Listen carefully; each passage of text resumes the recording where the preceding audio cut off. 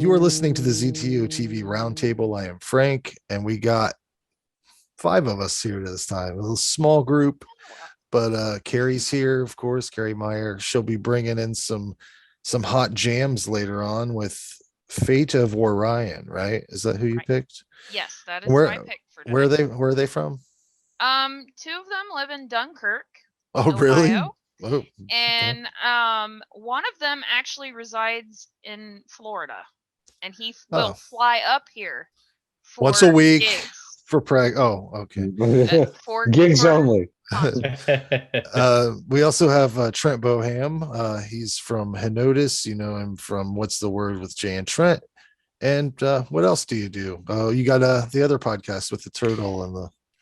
Yeah, well, technically it's not supposed to be me, but it's not you. No, but what is that show called? We haven't done one in a while. Gettin Learn't.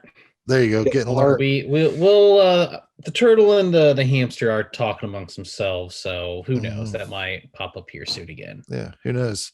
And then we got the old classic Ray McGuff. Hey Frank, where's my Lexus Nexus episode? Where's that at? Lexus Nexus. What? Or my Nexus episode? Oh, yeah, it's coming. It's coming. The Midnight. It's coming. Lexus Nexus. Is that where we're gonna rename it now? I may or may not be high. I can tell you where in the lineup it's coming up, Ray. I gotta get this last Roundup Horror Club out, and then I gotta do Girls, Ghosts, and Ghouls, and then it'll be up after that. No, I'd probably do mine after the. No, they've been waiting a while, dude. I'm real bad at. I'm real bad. Hey, you know what? I'm real bad at being on time because of depression. So welcome to reality, Ray. I'll get it done when I fucking get it done. And we got a special guest tonight, Saturn Boy, aka Ben Gordon. We're going to be talking to him up top here. I wanted to know. I bet if it was if I was a little later turning it in, that would be better, right? Because they'll give you more time. It doesn't matter. It's whenever there'll be days where I have time to edit, but I would rather not. So it's just, I told you, depression. So, anyways, let's get into this discussion where I wanted to start out. So I know you got your name, Saturn Boy, from, what was it? It was from a song, right? Yeah, a Dream Koala song. It's kind of a deep explanation. I'd say Goya's painting, where Saturn's devouring his children, the boy that's being eaten, and so it comes from that. But it comes from a Dream Koala song called Saturn Boy. Yeah. I absolutely love that song, and so I just kind of went with it. And so here we are 3 years later, Saturn Boy, and it's still rolling, man. Yeah, people love your stuff. You used to be in a hardcore band, right? I'm in a new band actually now called Brain Spots. Oh yeah. With James Sprunger, Will Alter, I like him, Dan Terry, and we do I guess synth punk. It's fast, it's like downbeat. It's different. We had an LP coming out, and we're doing a split with a band called Mono Negatives, and it's pretty sweet. It's got a pretty good response on Instagram and Facebook, and a lot of people are looking forward to it. And it's different, but it's a lot of fun.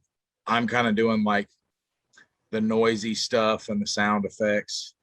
Will does like a bass keyboard. Jamesy does the leads, and then Trashy's on drums, which is Dan Terry.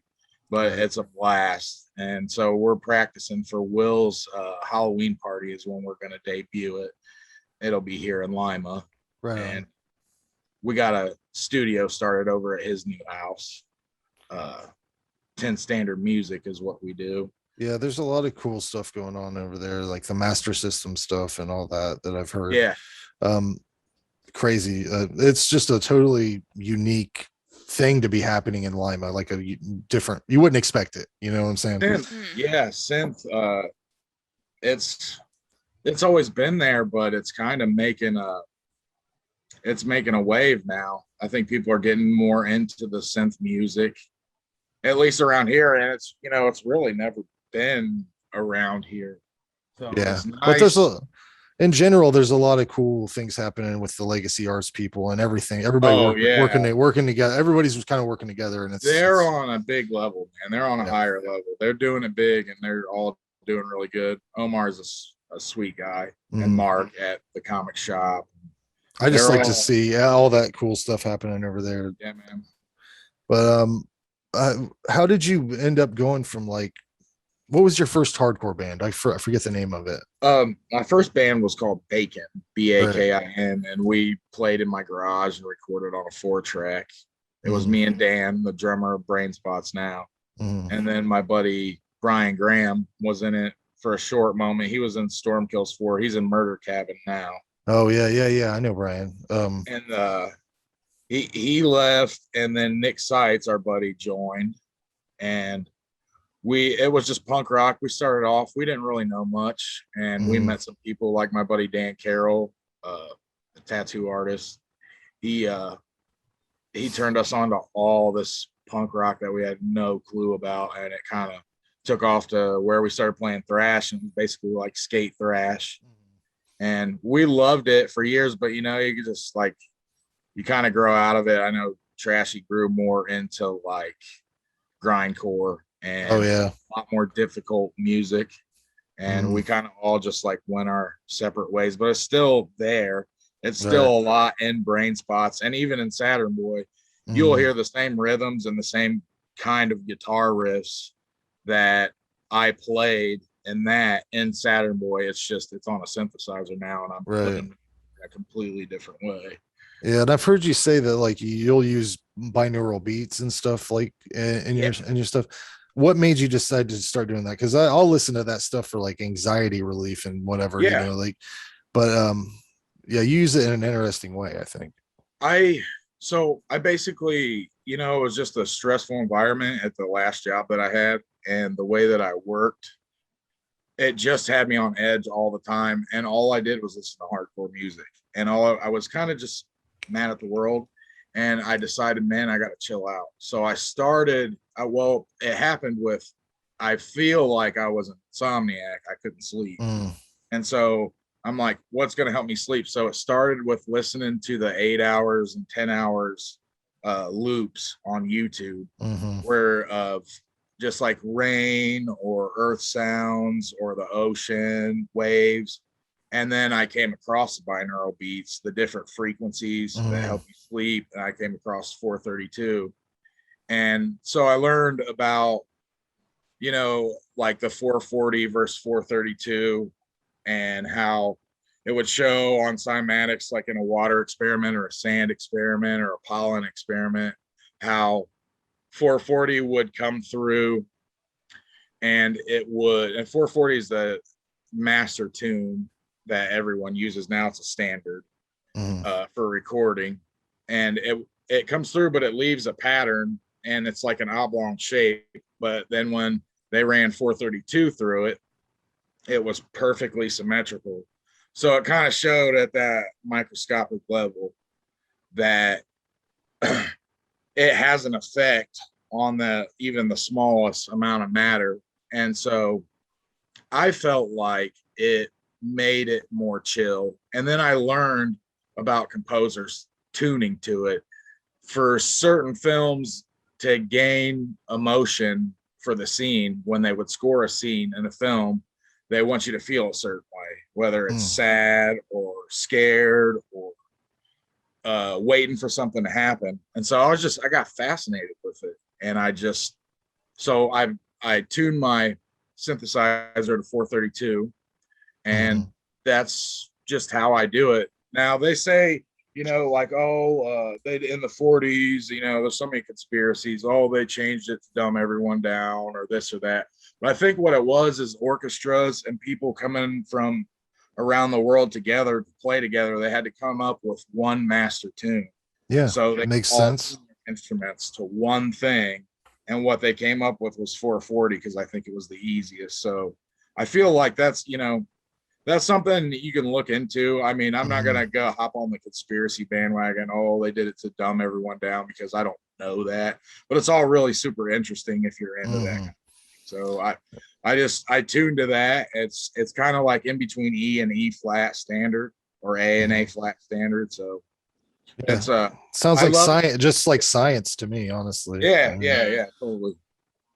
But yeah, you've been working on a new video recently, right?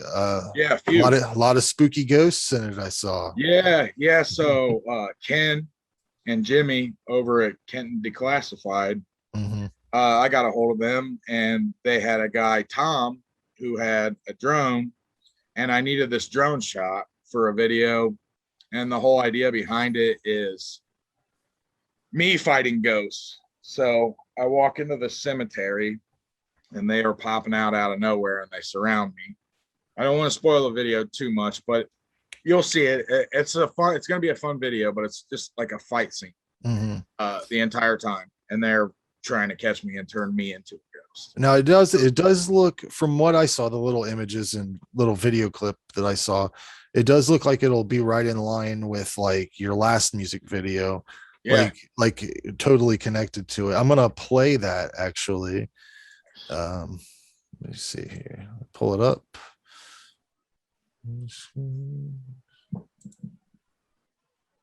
The hell is it? Here we go. It's always a technical situation.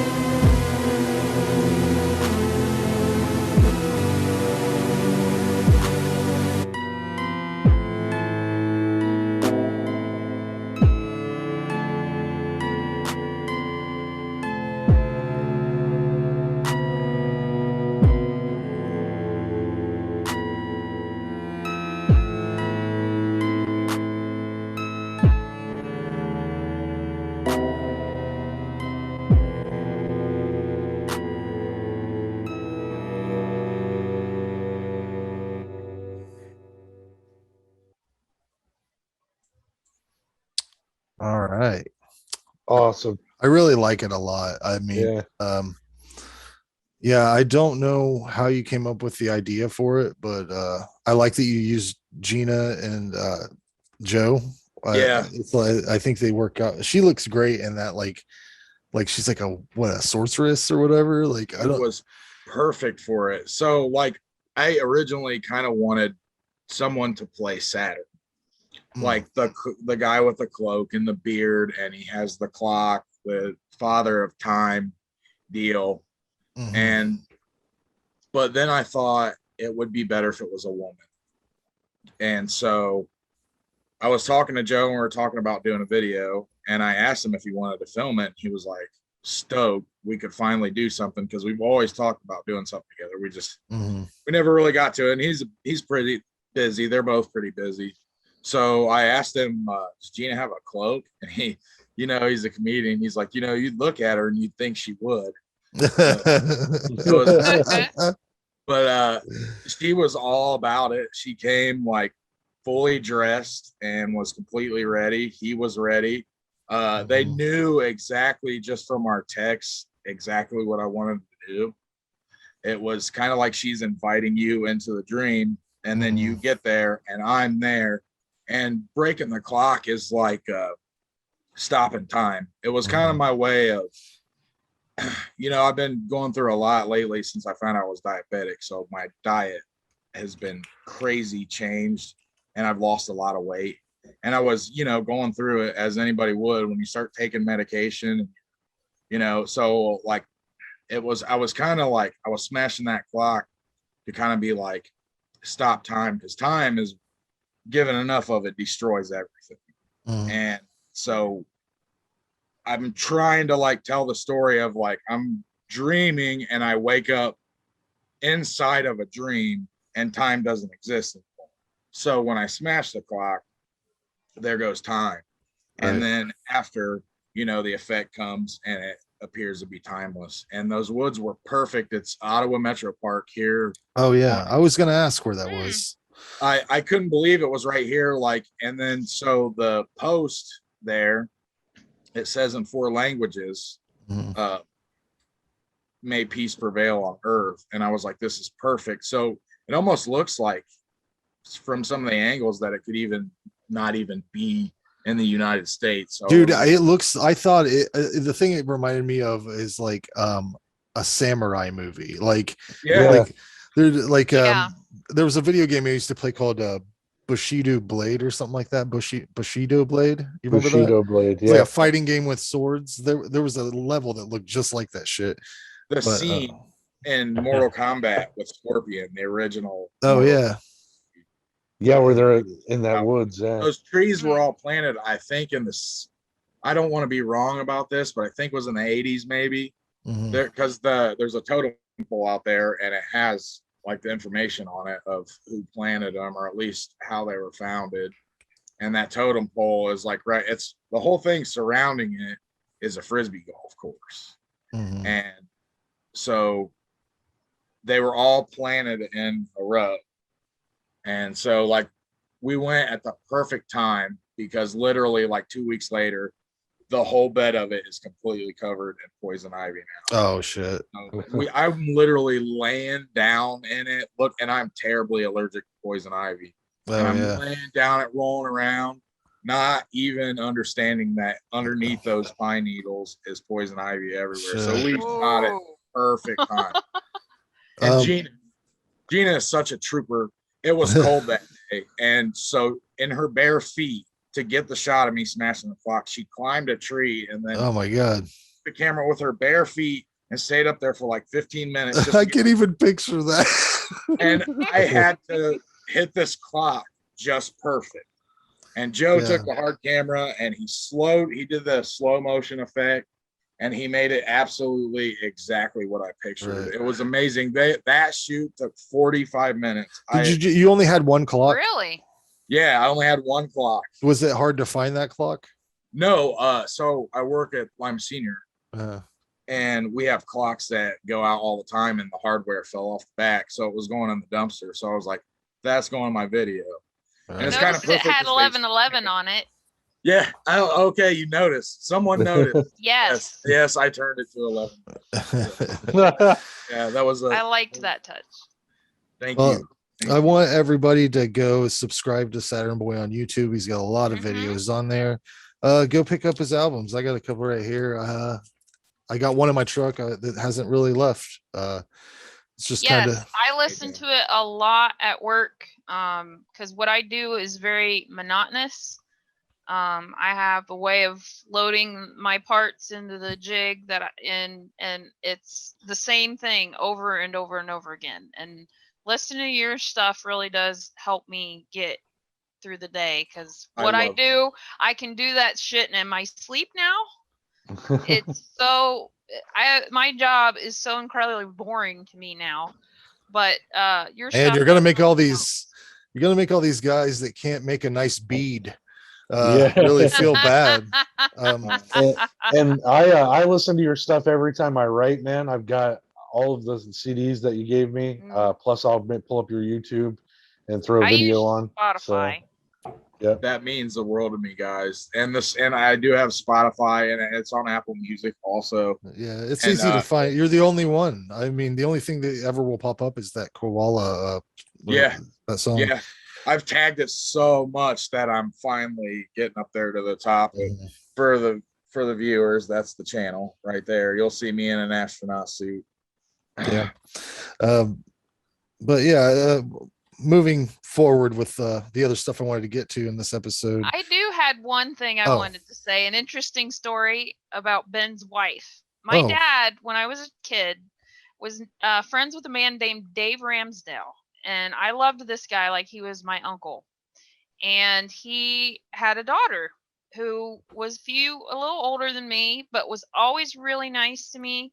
Played Candyland with my brother and I when we were kids, and was, as a teenager, you normally aren't so keen on spending time with kids that much. Yeah, Candyland is a terrible game. I don't know But if but we loved it. I think she even babysat us a few times, spend the night there. And I saw that his wife's maiden name was Ramsdale. And at Record Store Day in June, she was there, and I asked her, I said, "Did you have a dad named Dave?" And she said, "Yes." And I was like, oh, I still get, her dad had a jukebox, and an original jukebox, like not a one of from the 60s. And he had a whole bunch of Roy Orbison songs in it. And I would hear Pretty Woman and it would make me teary. So I am so excited that I had found her, because I didn't know after her dad had died. My dad, I don't think, kept in contact with her mom or anything, and we kind of lost touch. So it was a very nice surprise to find out that Elizabeth was the girl that, I had a lot of good childhood memories from. So Super cool. Small world. Yes, Yeah. it was. Yeah, it's weird how that happens sometimes. But yeah, I had a couple other things I wanted to talk about on this episode. I recently was I rewatching Last Man on Earth. Remember that show? What was it on Fox? Fox, yeah. And I was like, damn it, it's this thing that like they ended the thing and it got canceled, right? Like, so the way that series ends is like they find some people that are in like a like a shelter or whatever. Like they meet other people, and then it just kind of cuts off, and then nothing ever happens ever. Like there's a couple other shows that did this to me. Like they never even started Mockingbird Lane, right? They did like one demo of like whatever a mini series, a pilot episode of this remade Munsters series, and then it went nowhere. It was awesome. And then there's another show that Hulu had called Quick Draw that was like an improvised Western comedy show, had one season or maybe two, and then just stopped. And I wanted to know what television shows owe you an apology? Like what ones pissed you off when they stopped? So I want to start. Let's go ahead and start with Trent. Is there any television show that pissed you off when it was either canceled or ended without you, like, I don't know. You know what I'm saying? I have to. Yeah, it seems as though all these shows are the same through Fox. Every single one of them. I would say Freaks and Geeks. That was only one season. Yep, that's a good one. Yeah, that's all I got. And it just ends. Trent, remember, it just ends like there's no closure to anybody's story. They're just playing Dungeons and Dragons, and it's like we'll see you next episode, and that's the ending. And weren't there only like 9 episodes or something like that? There are 13. Is there? Something like that. I don't know. I just remember like when I was in like high school or something. It was like one of the last like trick or treats. They're like, and I'm like, guys, I don't know if we should be doing this anymore. And then like this little girl was like, Freaks and Geeks. I'm like, oh my god, this is not what I wanted. Yeah. Well, that's and cool. And it's a good thing we at least had the enjoyment of that before finding out that James Franco's a monster, right? Right. Yeah, that was pre-monster. Like he was like, oh, I'm not quite there yet. I probably should touch people inappropriately, but I'm not gonna full on. The funny thing was, like, his character on Freaks and Geeks is a piece of shit. Yeah, and like after you watch imitating life. after you see it, I remember saying, he seems like a really nice guy. Like he doesn't seem like that guy at all. And then he was that guy. But yeah, Ray, I'm sure you have a slew of Oh man, I've got a slew, but I'll just keep it to 2 or 3. I'll go through my the one that I believe still owes everyone an apology is the series Lost.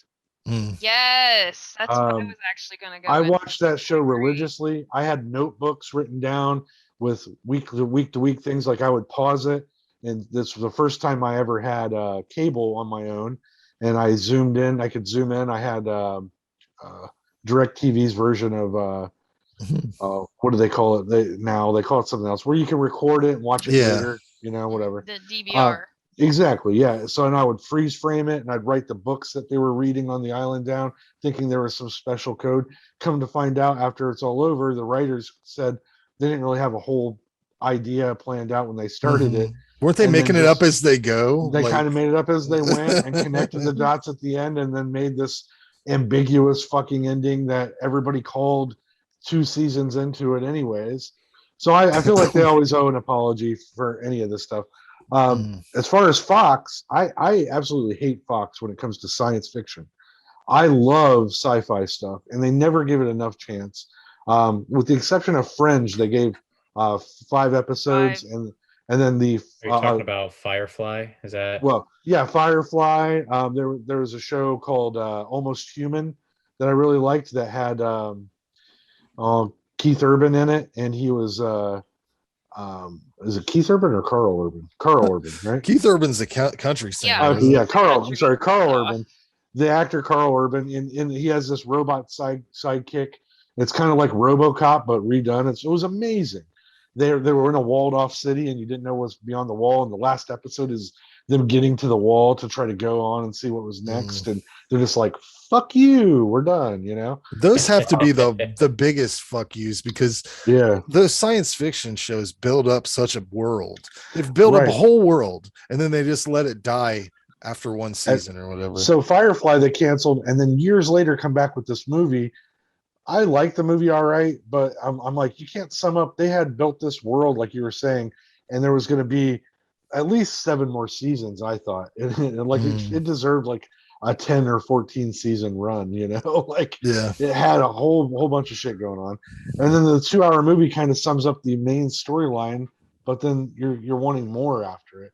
Then they came back and did a graphic novel a few years later to tie that up. And it's just a mess. It's a mess of it's so funny, because a lot of TV shows will start out at a normal, like, this is kind of like real life way, and then they eventually 9 seasons, 10 seasons, they have all these seasons, these drama shows, they start doing sci-fi shit, they start doing weird things, whereas the science fiction shows that have all these possibilities from Jump Street, like they just get thrown away.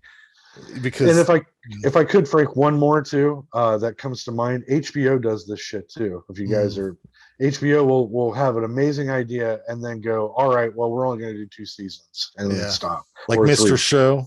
Yeah, exactly.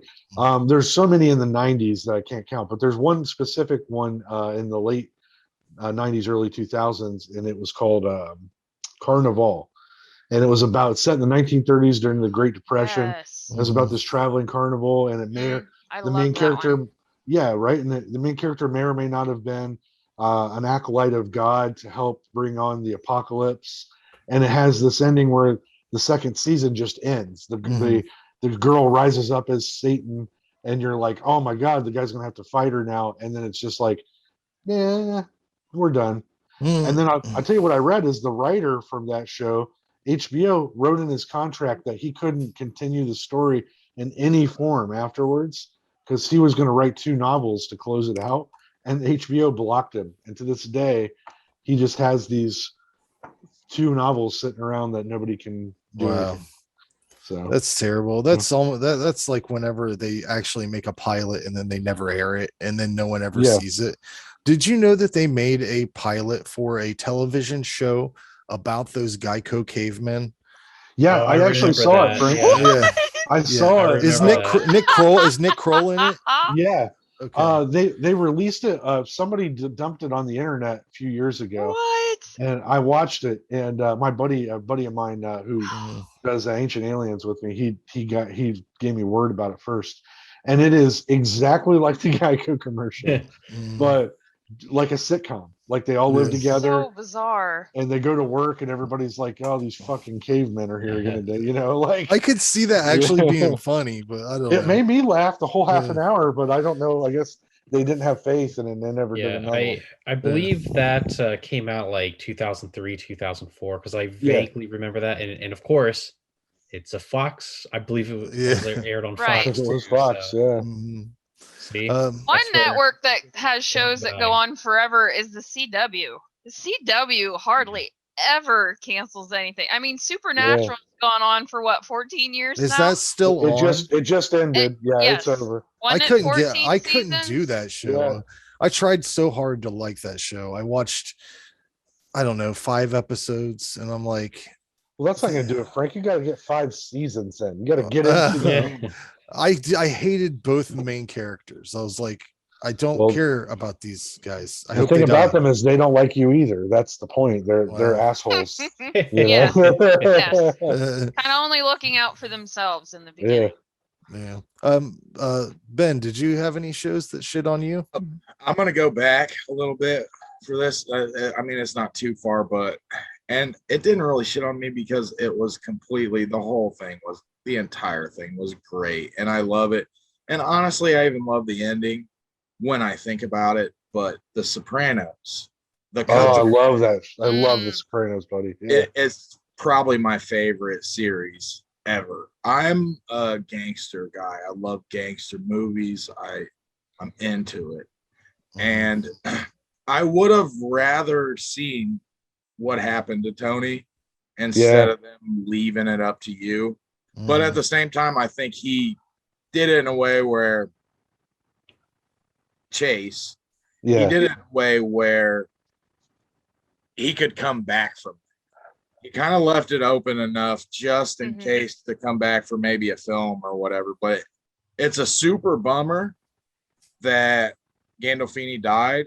Right. But his son is killing it right now. And I feel like The Many Saints of Newark, it's supposed to come out this fall. I don't know. The prequel series. It's a prequel. It's actually a prequel movie. It's one movie. Yeah. It comes out October 22nd, I believe, or 29th. I forget. One of the two. Yeah. That's going to be fantastic. I have to see.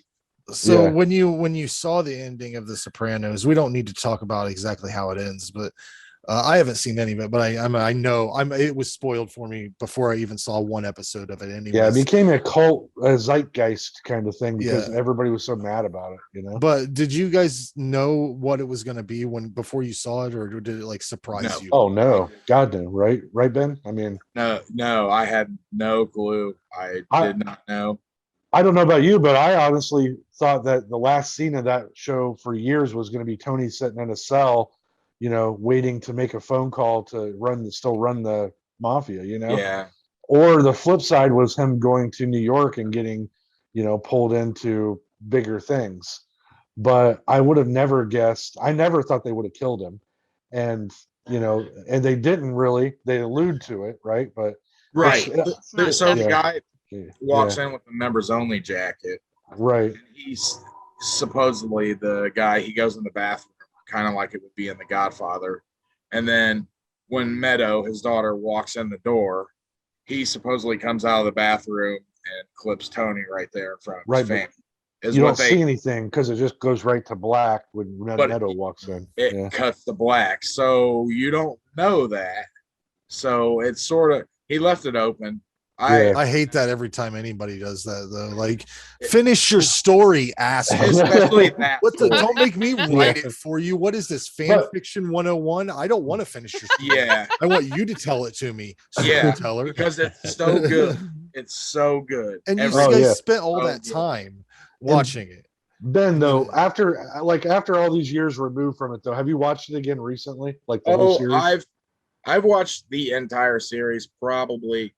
It's over 3 times. I'd say maybe 5 times. I've watched every single episode all the way through. I'm right with you. It used to be an eating thing for me. When I'd eat, I'd sit down and watch one. So I would, I'd watch one, and it wasn't every day, but sometimes I would, or sometimes I'd watch 5 of them. So after all these years, though, don't you feel like when that ending does happen, like after the 4th time or so, you're kind of like a little cooler with it? You're like, man, that's kind of genius. It grew on. It is genius. It grew on me. At first, I was like, dude, really? And then as it went along, as I watched it more and more, I was like, yes, I understand. And then I watched, the cuts of them having interviews about it and David Chase explaining it, and I was like, yeah, okay, the dude is a genius. I mean, they shot that whole series like it was a film, like it was a full-on movie, and they spent a lot of money producing that, and to put it out the way they did, it's just fantastic. I can't really tell you that there's one episode that I dislike.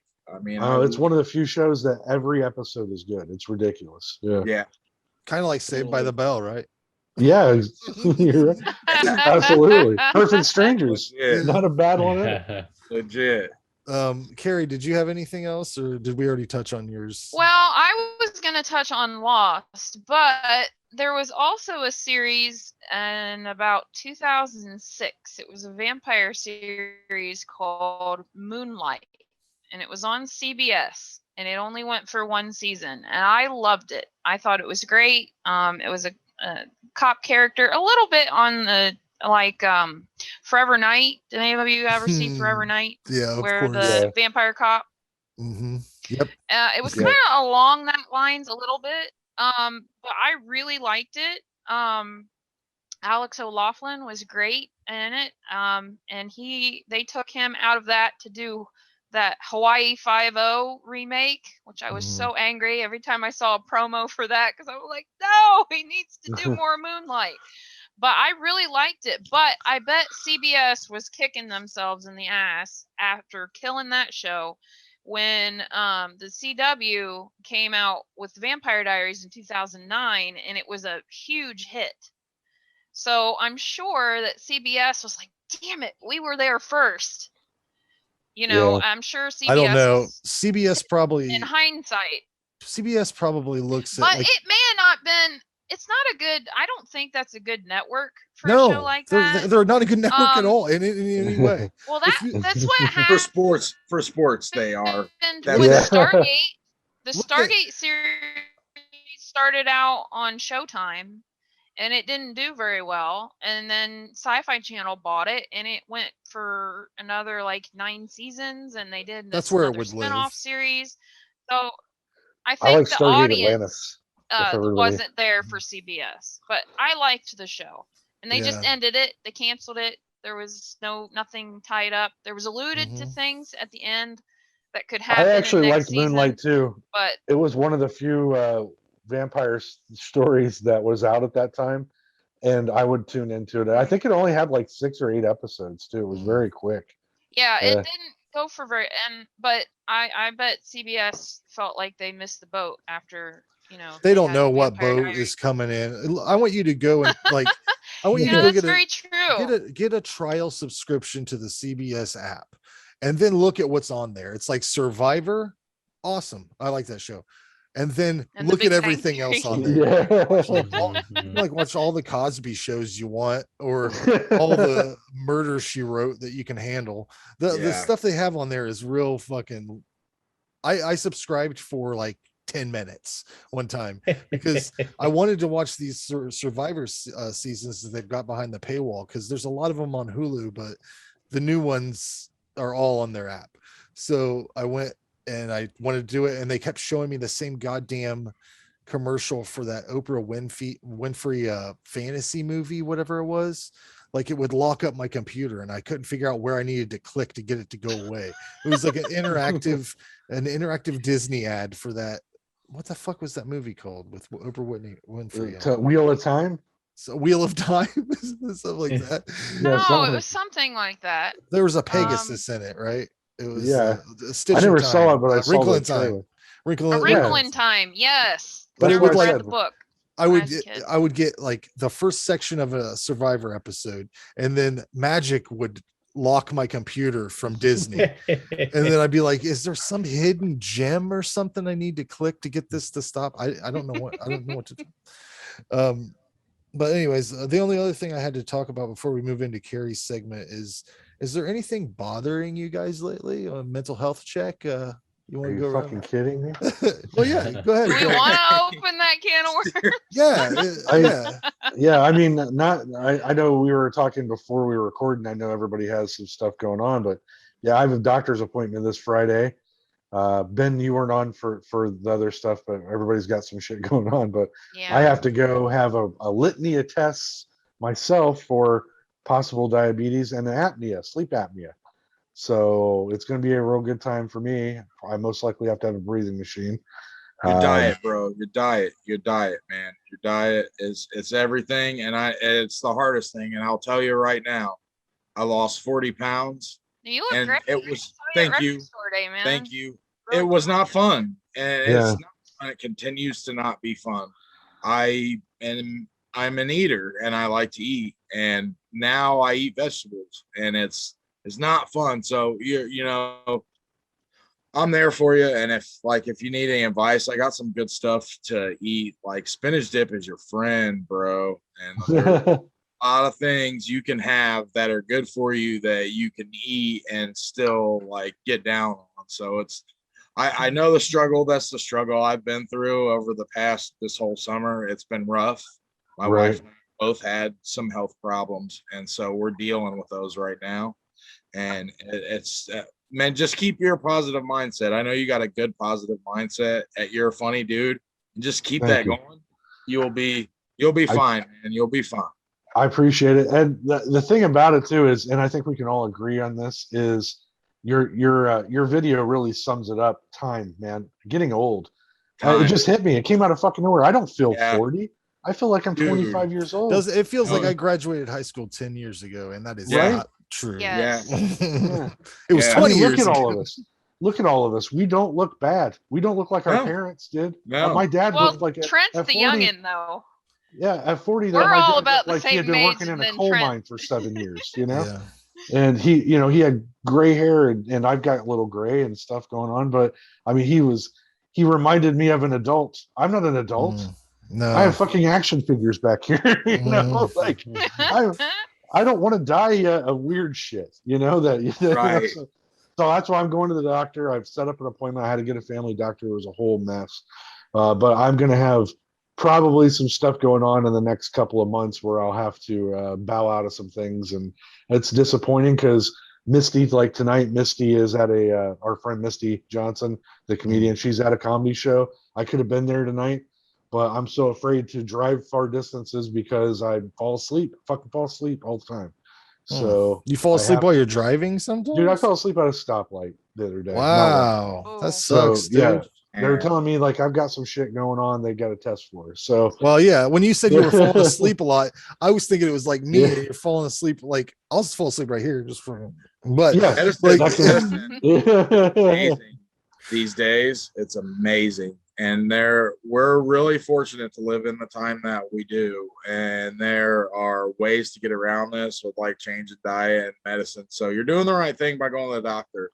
I absolutely put it off for way too long myself, and I regret that I did. So you have to go if you're feeling that way and you're getting to the point where it's affecting you. You have to go, man. It's really, you're not going to regret it.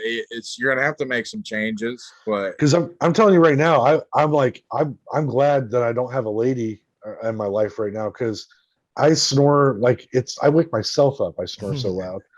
I fucking drool all over the place like a nutcase. I don't know, like it's very bad. I would be I'd say I'm the opposite of that. If it weren't for my wife, I don't know what I would do. So right. Well, yeah. I mean, I wish I had some support, like somebody popping in once in a while, going, "Hey, you're doing a good job. Hug. All right, bye." But Message me, man. I'll message you, man. It does help to have people who will be like, "Hey, dude, great job," or "Hey, dude, how you doing?" It's Right. It means a lot. I know it can seem awkward or whatever, but like for me, like to quote The Sopranos, Phil, Frank Vincent, my heart is an open book. Nice. So, do it, man. Like, hit me up. Yeah. It's important, man, to support each other, man, because like you said, and like we talked about, time is undefeated, and you have to make the best of your time, and your health is important. It really is. The older we get, it becomes more evident that you got to start taking care of yourself, or you're not going to be around forever. And not even that, but just your quality of life and having fun and being joking and doing the things we do. Right. Finishes when you start to get down and depressed and you realize you have health problems. So it's something I've been dealing with a lot, and I don't mean to, I'm not trying to preach or anything, but I'm telling you, you're doing the right thing, man. I wish you the best. I really thank you. Because I still want to be around at 60, popping Viagra and hitting the clubs. Right. You know what I mean? Standing on stage doing your bit with a full-on rager. Right. Just he'll be arrested by the time he's 60. You won't even be allowed to have a penis in public after. Oh shit! But thank you. So that's me. That's why that's my anger for right now. Anybody else have something they want to vent about? Actually, sorry, Trent. I didn't mean to talk over you. Well, I mean, not to party poop on everybody's diarrhea here, but I've been a diabetic for 30 years, so. Oh man. Type 1. You told me type 1, right? Type 1. I feel yes, sir. Yeah, I remember when you made a post that you were recently diagnosed and you were like kind of lost, and I'm like, hey man, just like what you were talking about, Ray, like I know I've been there. But the only difference is that I had it when I was 4 years old. Yeah. Right. So I grew up knowing or adjusting. But I will say, like, as a child with diabetes, I've had gum suckers in my hair because I was drinking Diet Coke, but now everybody drinks Diet Coke, so they're kind of hypocrites. But somebody bullied you for drinking a Diet Coke? Yeah, dead serious. What are their names and what are their addresses? No clue. It was actually at an Elida football game, to tell you the truth. They're like, what are you doing drinking that Diet Coke? Yeah. Yeah, that's pretty much it. That's pretty much it. Here in Elida, we drink Mr. Pibb. I appreciate you, Trent, actually, for reaching out to me, because that was a hard time for me, and that. No, I hear you, man. That meant a lot to me, man. I thank you for that. I really just to say it, like, well, not necessarily in person, but on video. I know I think we messaged or maybe in comments, but I do appreciate that, you reaching out to me like that, man, and telling me that. It's reassuring when people like kind of have been through it and they let you know, like, you'll be good, man. Yeah, if you want to know some good recipes, Trent's always making delightful. I see that. Yes. I just thought you were so like pretty. a health food kick, man. I had no idea that was your normal. He also will attack his own body with hot stuff. So like, that's true. That's fact. He does have that. I think you're allowed to eat as much hot stuff as you want. Like, you man, can just that dish you straight up posted peppers. today. That dish you posted today. Oh yeah, mushrooms that look like you just picked them.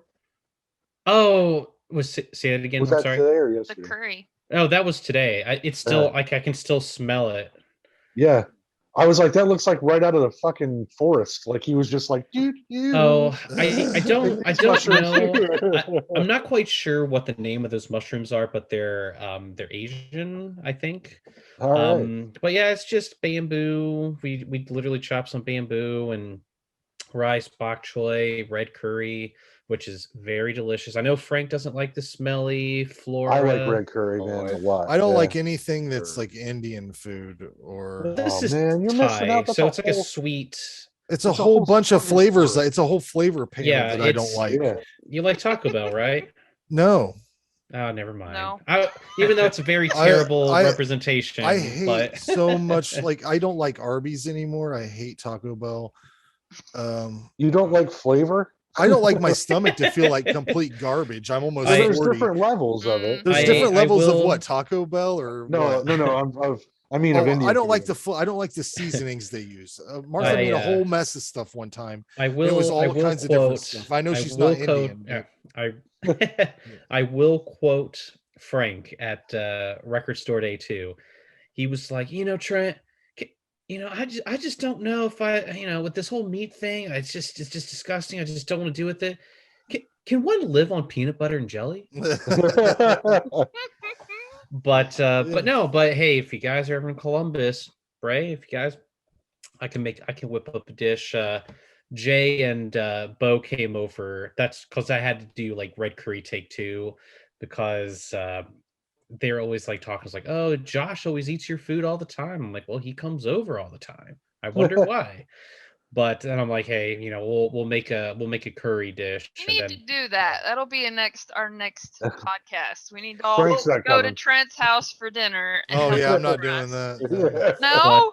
No, I don't. I'm not a foodie. I've made several comments around my own house that I wish there was a button I could hit on the wall that would dispense a bar of human food that would. I don't just call it that, and then I could feed all my kids the human food and eat it myself, and then I wouldn't have to think about a meal. I wouldn't have to care because I don't give a shit. My taste buds are all fucking dumb anyways because my nose doesn't work right. Like my sinuses are all messed up and whatever. Half the time I'm like, do I have COVID? I will say that dish is pretty much diabetic friendly. I mean, it's only just one serving of rice, and then it calls for like, I don't even know how much like coconut milk, but coconut milk is high in calories, high in sugar, high in carbohydrates. We just do 1 can and then 1 can of water with it. So it's kind of like curry light. So like fiber counteracts the carbs, I've been learning. So that I'm not sure. I really don't know. You have fiber. I know that when I eat rice or French fries or anything like that, it shoots it way up. And then I straight back down. And I plummet, and it's awful. And I'm getting used to that. So I'm like, I'm not touching rice. But I mean, I think I'll get there. It's like a balancing thing. Yeah, no, you're absolutely right. Diabetes is just a teeter-totter. You just got to you're playing chess and you're just trying to outwit your body. At least you guys are all trying to take care of it and paying attention to it. The number of people I know who have straight up, I need to inject myself diabetes and don't take care of it at all. They're like whipping up Butterfingers and shit. So we sat at Texas Roadhouse, and this man, not fortunately, but my wife saw it. I didn't see it because the way she was sitting, she saw this guy sucking down ribs, eating all the bread, and then pulls his shirt up, slobbering on himself, injects himself, then goes back to eating. And it's like, I don't want to be that. I don't want to be like my uncle just got his toe amputated. My dad had an accident. He got his toe amputated. A family friend out in California, they are taking care of a person in their cabin who just got his leg amputated. And so I'm telling myself I'm leaving this world whole. And so that's kind of like my campaign to take care of myself and eat the right way. So yeah. Well, I will say, even though that's kind of like I don't really have anything shitty going on. I was trying to do I put a preamp on my turntable and that epically failed and I cut my arm and all that stuff. Lovely. But Ben and Ray, seriously, if you have any questions, just get to me.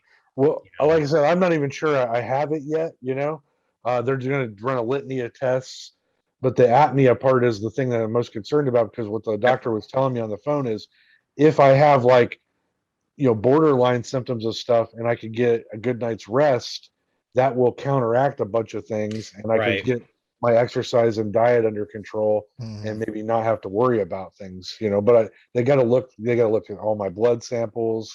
Right. Let me show you some, here's a little health tip. Do you drink these shits?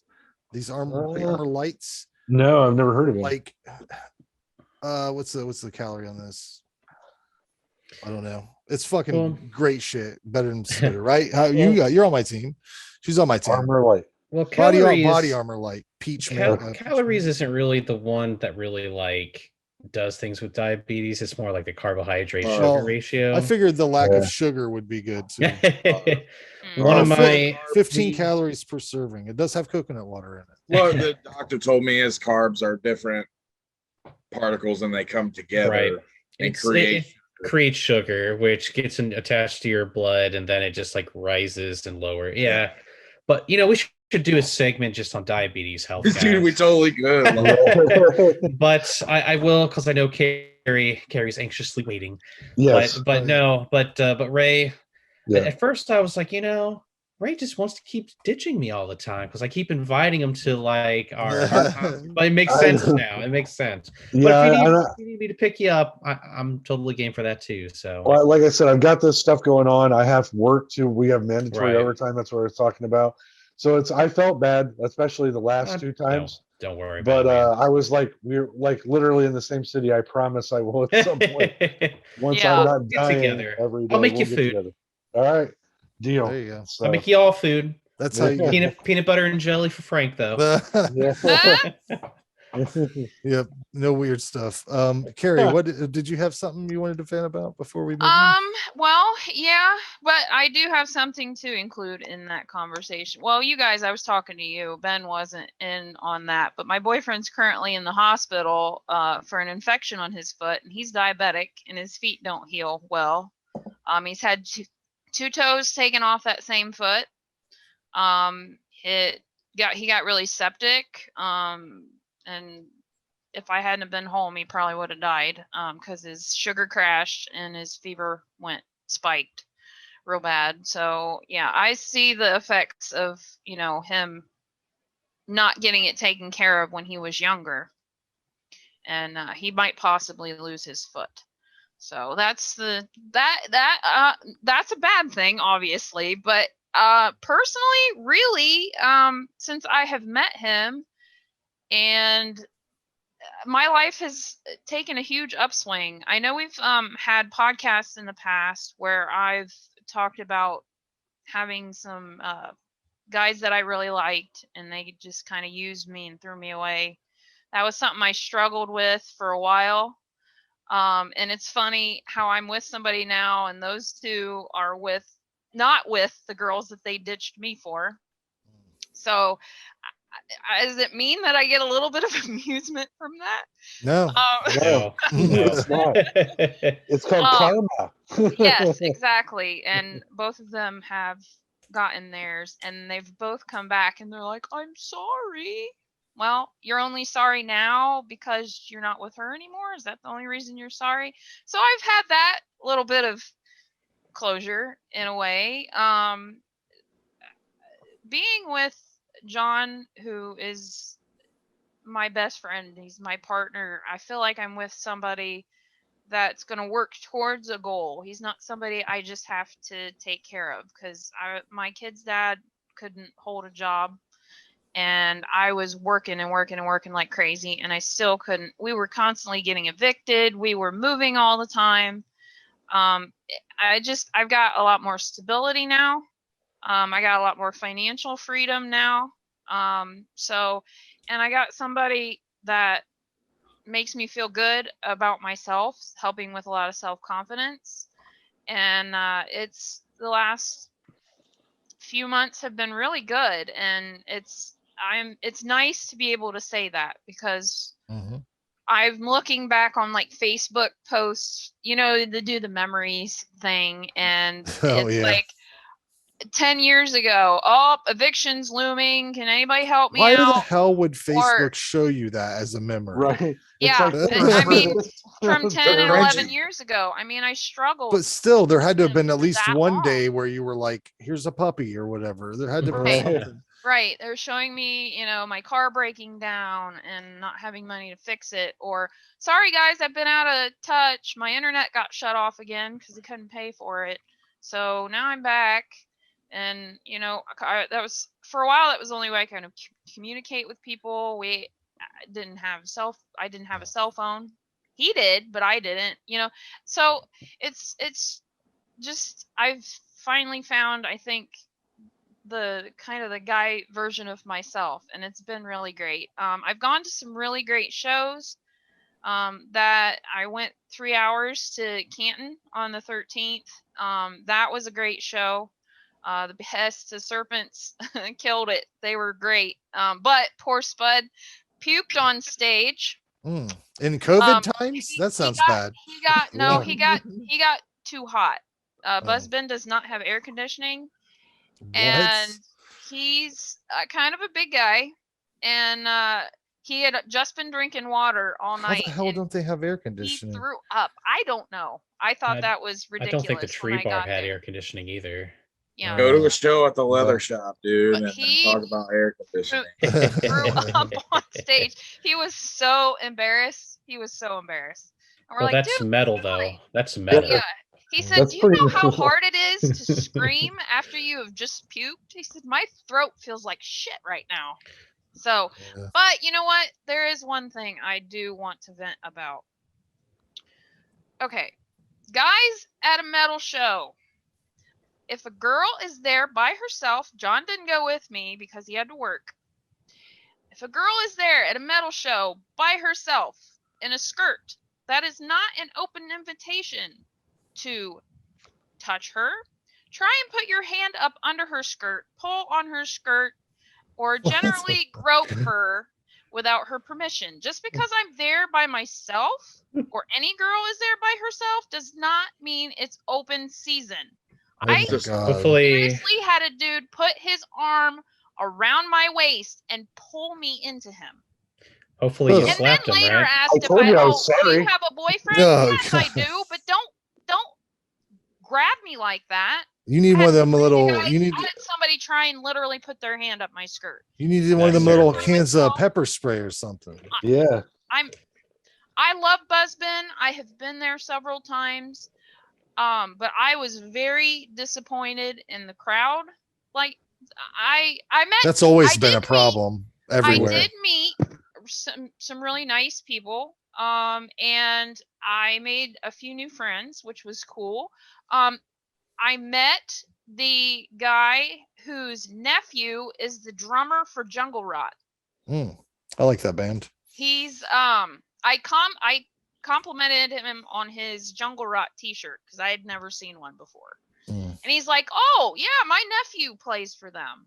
So they have a young kid that's drumming for them now. And he was going to go see them the next day in Toledo.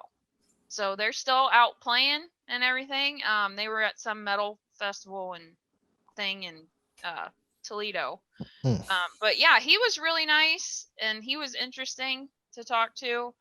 But I had so many that were trying to grab me. I felt like I had a target. I honestly can't believe it because of this whole era that we're living in.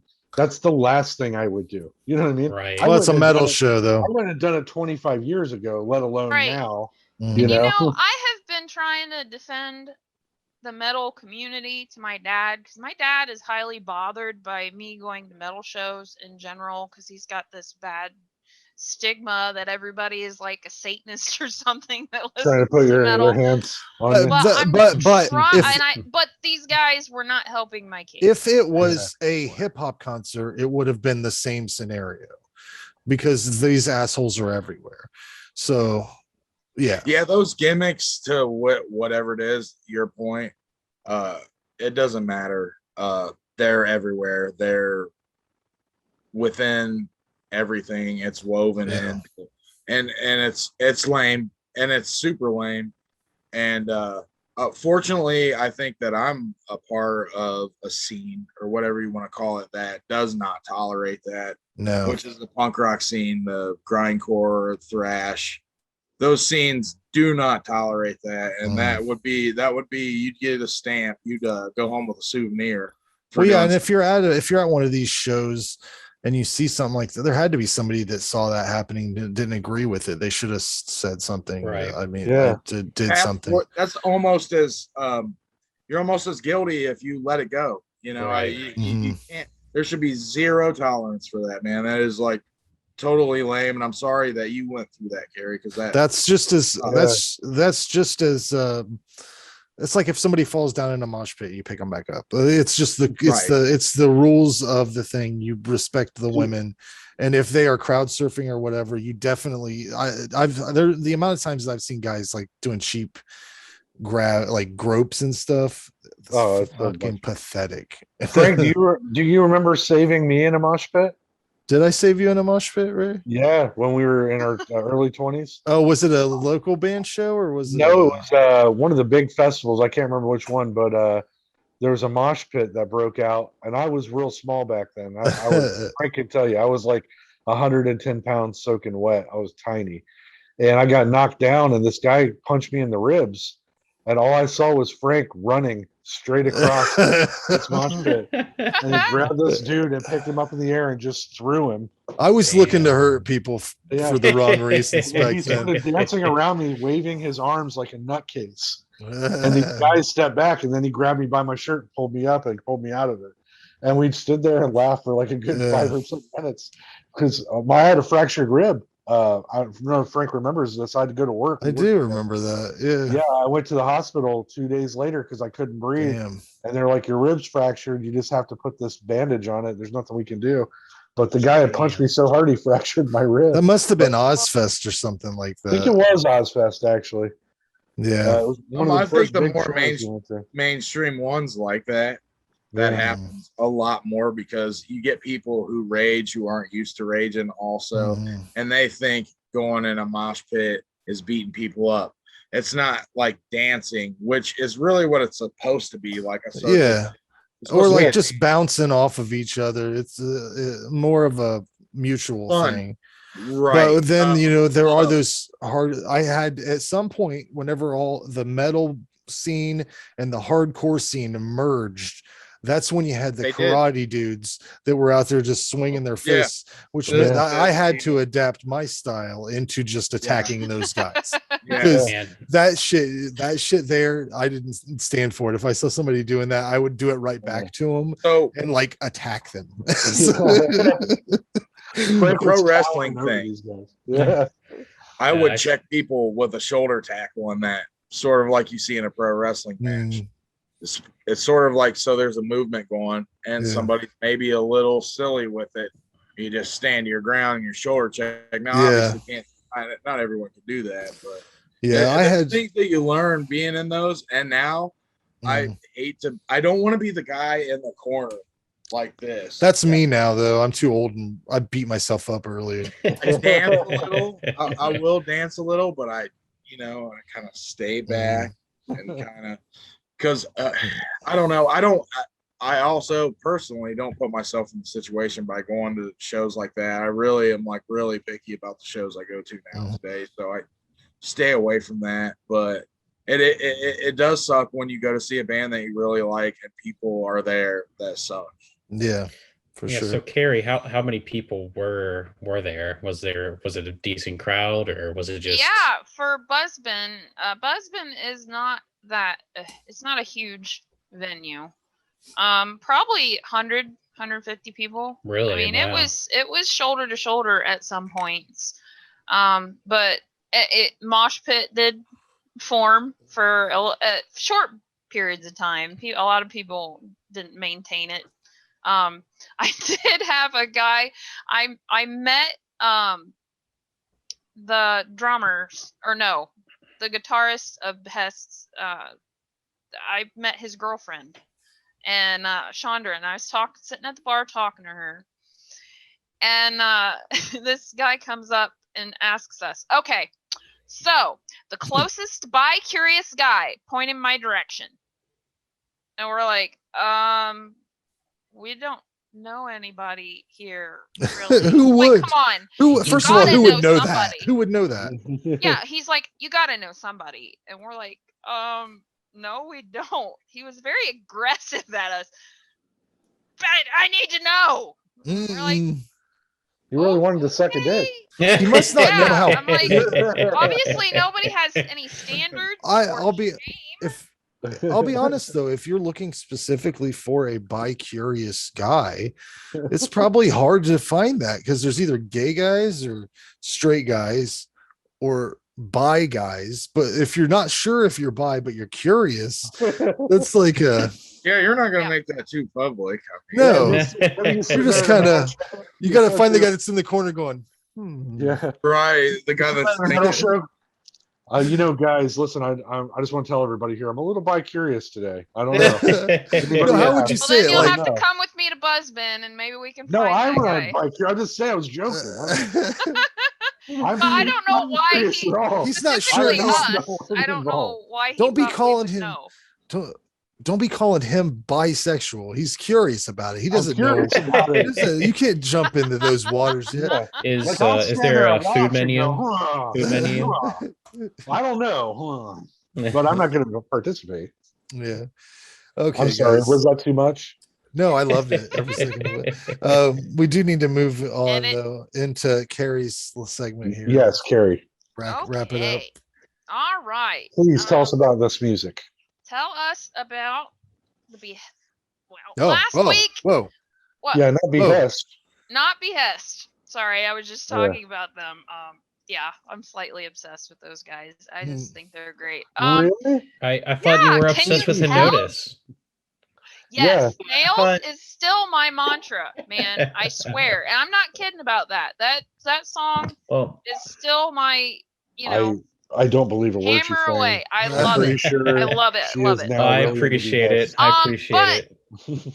We're gonna kind of switch gears here. The last time was pretty hard in your face. These guys, I'm gonna dial it back a little bit from last time.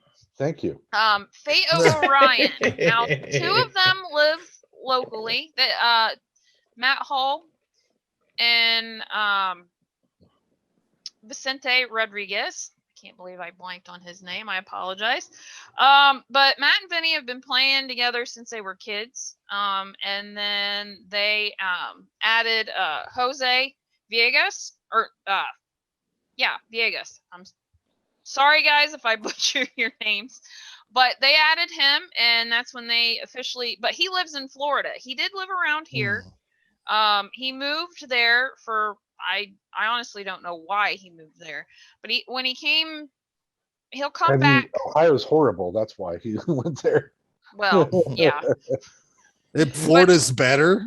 But he'll fly back for shows and things like that. I don't know how they practice or anything, but when they do play together, they sound great. I have seen them 3 times now.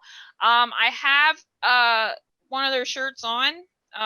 As beautiful as you are, it's not enough to save you, which is a lyric from a song that we're gonna play tonight.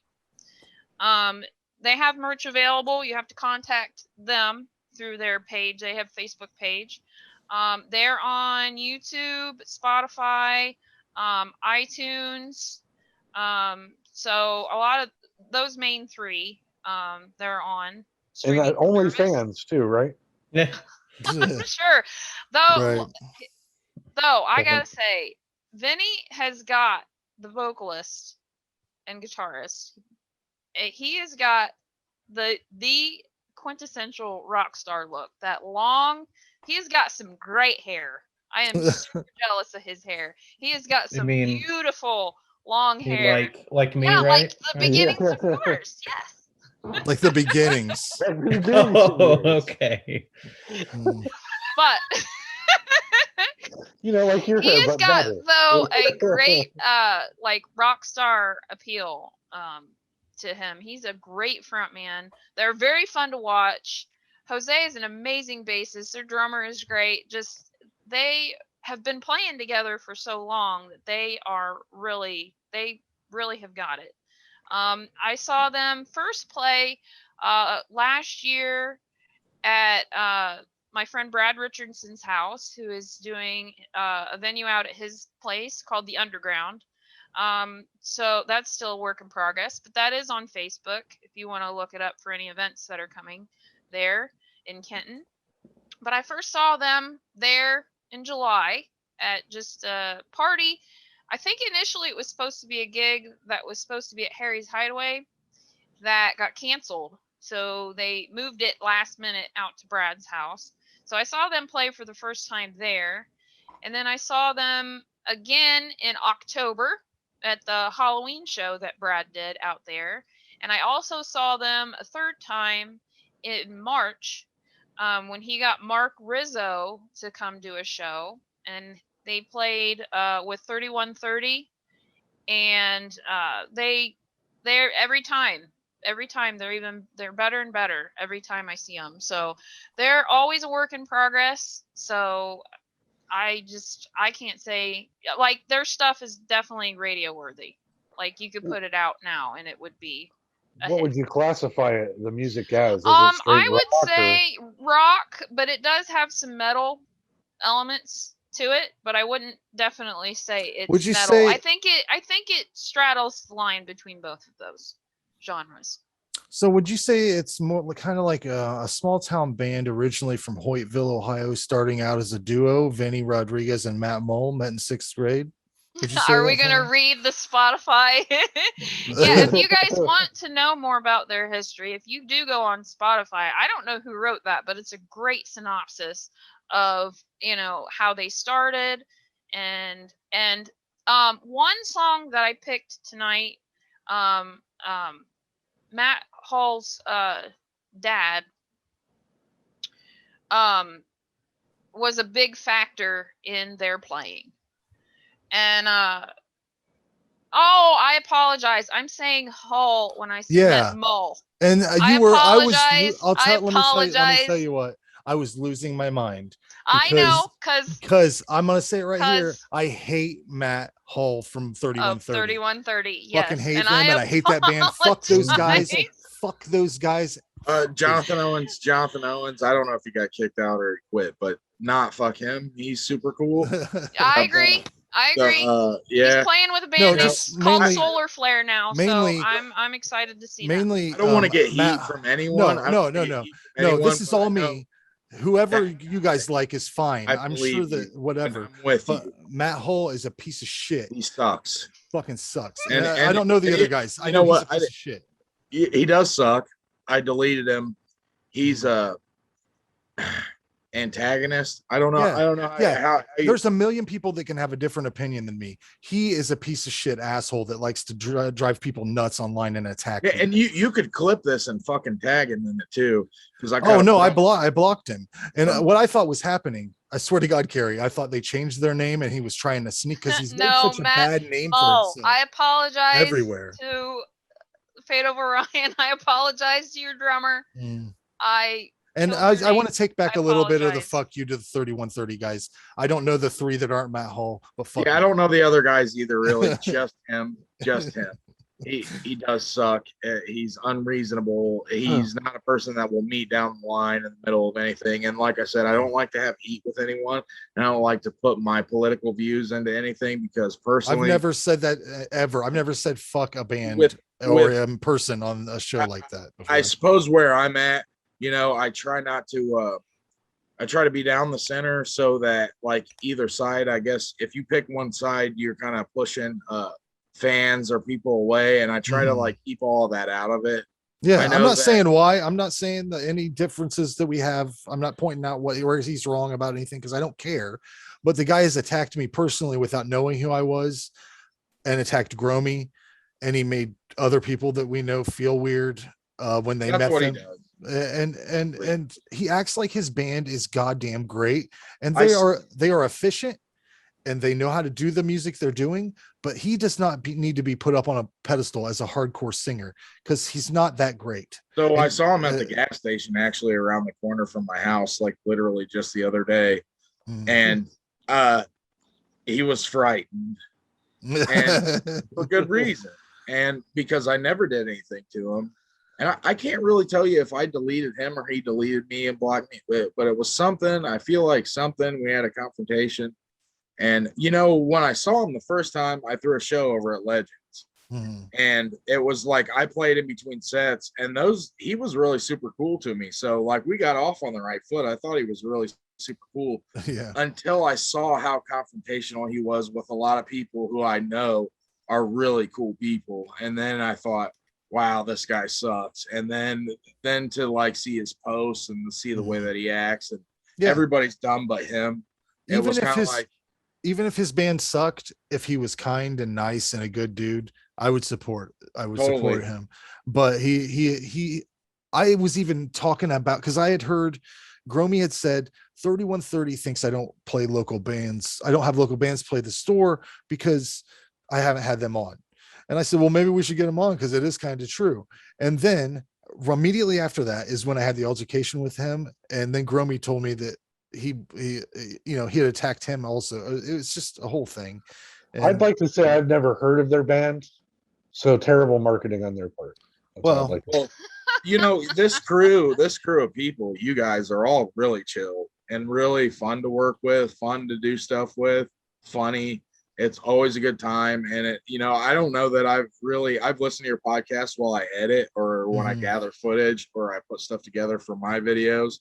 And you guys always make me laugh. You're always positive. And so this is like these rants right now that we're having are not usual for your podcast. No, I don't. I mean, the guys, the whole time I was going to keep it together. When we went to the song, I was going to confront Carrie about what was going on. Yes, I totally apologize. Thanks, Carrie, for bringing up the wrong name. Yes, and I started something. So I will say this. The only band that sucks is Henodus sucks. Don't say that. Remember that. Search that. I thought you were going to say Kiss, but well, I mean, our hashtag is Henodus sucks. So with an X, not a Facebook they don't like to be negative. So we can only get better, right? Yeah. Right. So let's play one of these. Are great. We love I do believe that Henodus and Fate of Orion would do really well on the same billing. Well, let's really do. Also, I'd like to get the Behest of Serpents to headline it. Right. And then if I could go to all of them. Henodus and Behest was the opener, I think they would leave. They would I would do a Saturn Boy after hours for that.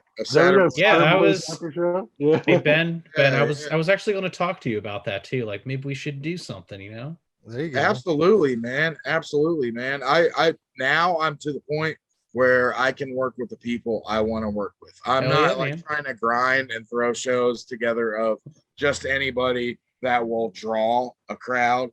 Now I feel like I'm at the point where I can go for what I want to do. And so like, it's really relieving to know that right now it's like, it's film for me. I got this nice camera and I got things going that I've always dreamed of doing. And I'm able to tell these stories of real life situations. Like whether it be, I have a video called Mind Wide Shut that I'm working on. It's with my brother. And my brother has struggled with addiction for a while, and he's trying to beat it. He's fighting real hard, and he's working extra. He's doing all these other things. But in the meantime, he can also still go back to that place that he was in. Right. And so like I'm capturing him, and he's enjoying acting. And when he acts, at the end of the day, we shot this video all in one day. And at the end of the day, man, we looked at each other, and me and my brother don't get too emotional with each other. And we just broke down and cried and hugged each other. Cause it was like, it was so nice. It was so relieving. It was like to have a vision for something and like to talk to him about it. And then he really is like, yeah, I want to do this. No, don't ask anyone else to do this. I have to do this. And it's like his way of kind of telling his story too. And he absolutely killed it. And I'm like, I feel so fortunate to have met like a lot of the people I've met. Like you guys give me a platform to talk shit about all the stuff that I do. My brother, just so many people. Will, Trashy, the Leather Shop, 20 years I've been playing music with Trashy. And so like to get to the point where I'm filming now, I think the shows and stuff, I can select which ones I want to do. And I'm totally about like doing an after hours or between the sets kind of deal, like not having my own set, but say a band plays, I play in between the bands. A band plays, I play in between the bands while they're setting up. Those kind of things, like it's cool to expand and like get it to where you're doing something different and it's unique, and you know, you're not just a set that goes up and plays, and you're memorable. And so like I'm totally about still playing and collaborating with metal bands, jam bands, funk bands, fun bands, punk bands, still doing the whole thing and collaborating with everyone else, but doing it in a unique way. And so it's all about how you set things up, because as long as you know how people are going to be feeling after each set, you can do whatever you want. Sure. It's really hard to put like a metal band at the front end of something, because it kind of has to build to that. But you could work anywhere you want. You could open things up. You could be like an after that main headlining metal band ends or whatever. You could just bring people back down. But let's listen to some of this music, Carrie. What song? The very first song I'd like to do is called Our Mentor. Mickey Mall, who is Matt Mall's father, was a huge influence on them, like encouraged them, bought them instruments. I mean, he was a really big proponent of them, you know, with this band, and he was a huge supporter and a big influence in their lives. I actually interviewed them about this back in October at Brad Richardson's event. And we had a really good conversation about the meaning behind this song.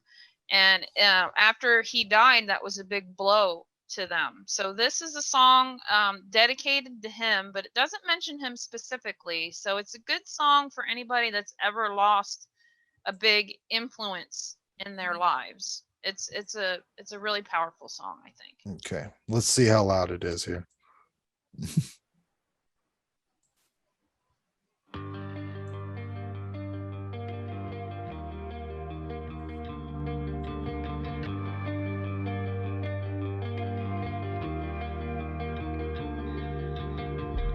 Myself missing you, I hear your voice clear. It's almost like you knew we would be here. You got away some time ago, and since then time is slow, but we will never let you go.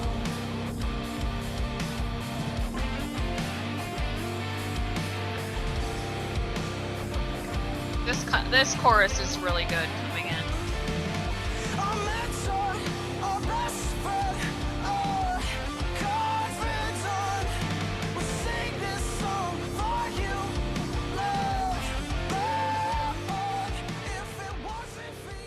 All right. Very perfect circly, you know. Yeah, and they say, you know, if it wasn't for you, who knows what we would be. Thank you for everything is the finish. I can feel that. I can feel that. Dude, that's the effect that people that they have on you is important, right, and it should be acknowledged. I think sometimes it's awkward to let people know how they have an effect on you, and it's a shame that we have to wait until they're gone to do it. So I feel like it's important to do that while you're alive. Let people know, and while they're alive, and include them, because you know.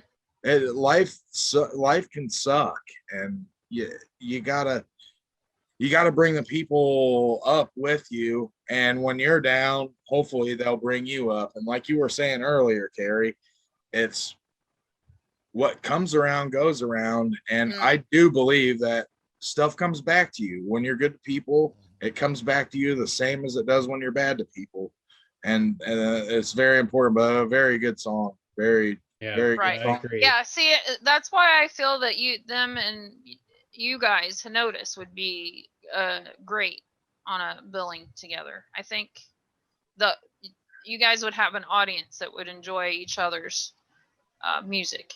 Well, yeah, and I was talking to Trent earlier about Henodus, and I said that that Bo is one of those singers that sings from his diaphragm. He knows how to sing, and these guys do. This singer does Benny too. is great. yeah. He also he's knows what he's super doing. sweet. He's a nice guy. He's a great songwriter.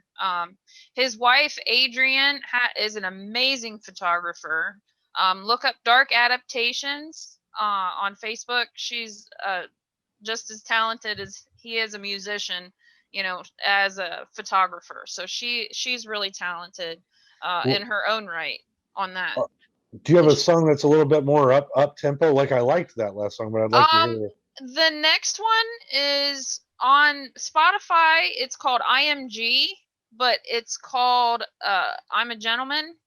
Oh, that's nice. And this is gonna be a harder song, like harder intro. This is where more of the metal influence, I think, comes in.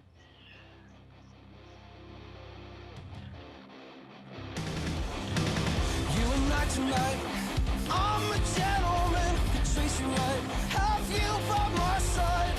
I notice you're quite the challenge, I'll trust the word of the man you said run it, run.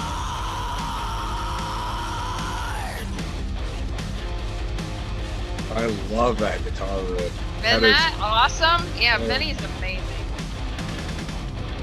Lost in her eyes when she speaks to me, all the pain of fight leaves me completely. She's a light to my darkness, no hiding away. She doesn't believe me yet that I'm the man of her dreams. Yeah, this guy's he's got a good voice. And he sounds just as good in person.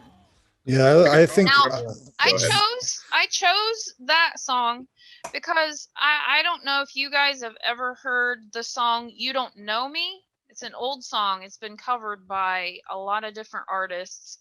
Michael Bublé has covered it too. I think that's the most recent one I was able to find. Like, but it's about a know me? man who is friends with a woman, and he is in love with her, and she has no idea. You don't know the one who dreams of you at night and longs to kiss your lips and longs to hold you tight. Who sung it originally? You'll never know, you know, because I'm just a friend and that's all I've ever been. You don't know me.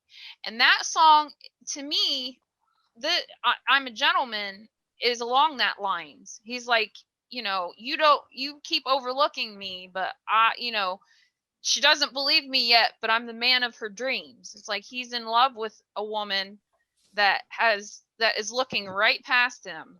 Yeah, he's a stalker. And that's not where I was going with that. So, but I guess perhaps that could be an angle. Yes. I do think they have really good guitar tune. I think the production of this stuff's really good too. So I don't know who did it, but excellent work. What's your third song you picked out? My third song is Beautiful, which again is the lyrics on my t-shirt. They have many different colors of these, and they have the Fate of Orion logo. They have all kinds of different really cool designs for their merch. Where's that at, on Bandcamp or something? I think you'd have to contact them because they sell them at the shows.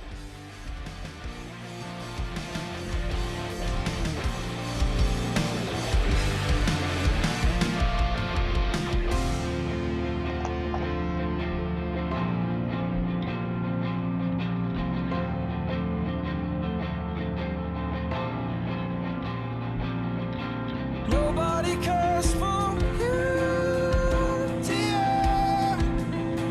Nobody's here for you. This you can also hear more of the bass. Nobody cares for you. Here, Jose. Nobody's here for you. Sell yourself to the world. Build a fucking wall. As beautiful as you are, it's not enough to save you.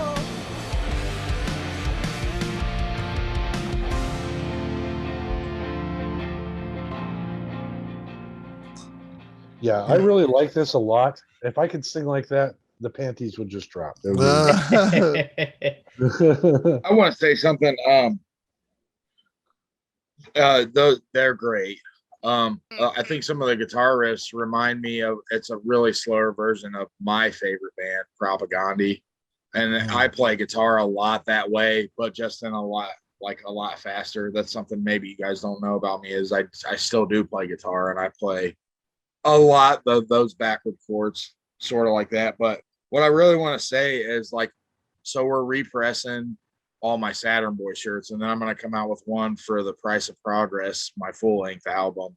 But I'm going to get you guys, like, text me all your shirt sizes, because I'm going to give you guys like an original one. The Saturn Boy. Nice. Oh man, thank you, dude. That's awesome. I wanted one of those, and you guys were all sold out. So yeah, when we repress, I'll deliver them to you guys personally. I know you're down in Columbus, right, Trent? So right. My brother lives down there, so give me a reason to go down there and see my brother and Danny. I'll cook you food. Yeah, dude. And we'll have I'm in Columbus as well. I smell a dinner coming on. Is that maybe. What is that? Is that saffron? Is that saffron? Nah, saffron's expensive.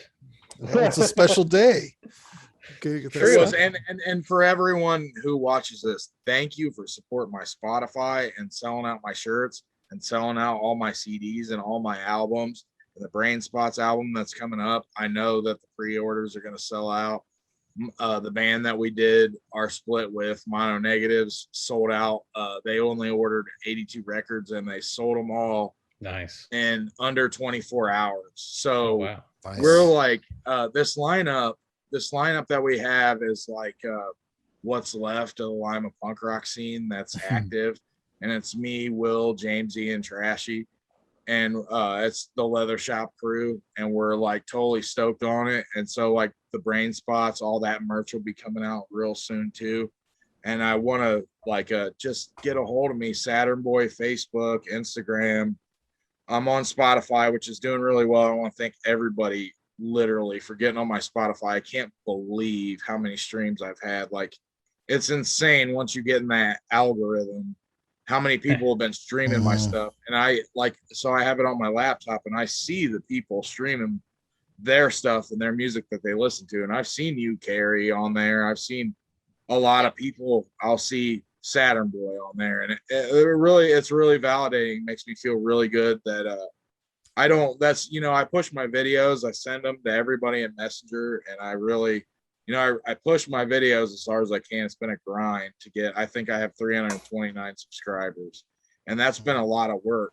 And then we got DistroKid for our label, and it's just taken off. Like 10 Standard Music is like, really, we have a lot of streams, like to the point where, Spotify doesn't pay well, but it's really validating to get on there and see that you have 40,000 streams on music that I sat here in the Moon Cave and wrote, and I poured my heart and soul into them. So, like, to know when people are like listening to your stuff, it's really, really nice to know. So I want to like at least have the chance right now to thank everyone for getting on there and checking my stuff out.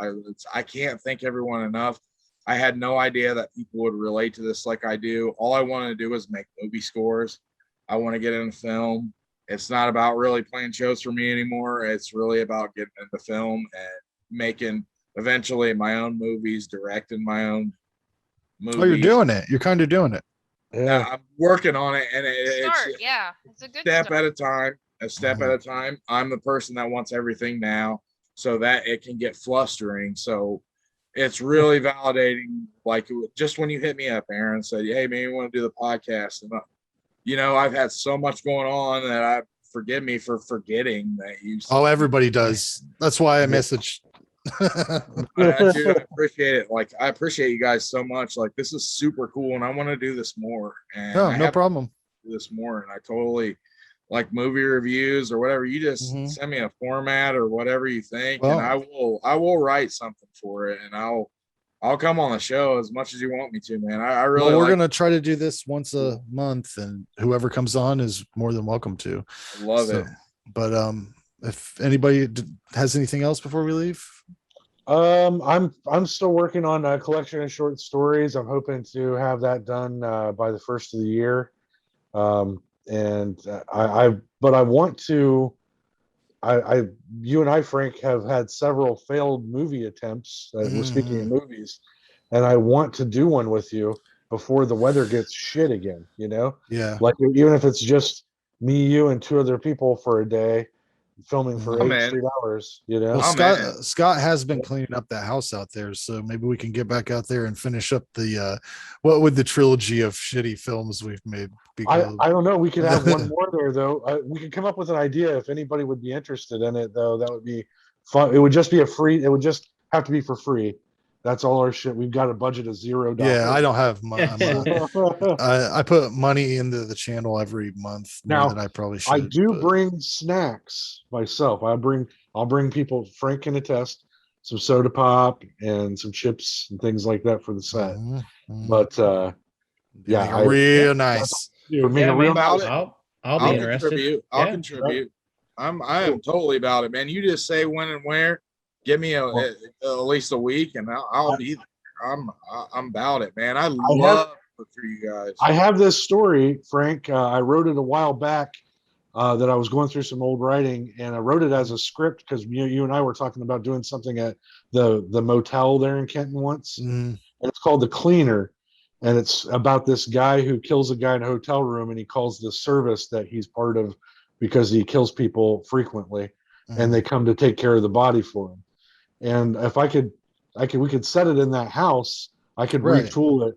And maybe I think the main logistical problems we ran into was we were going to need to spill blood on a motel room floor.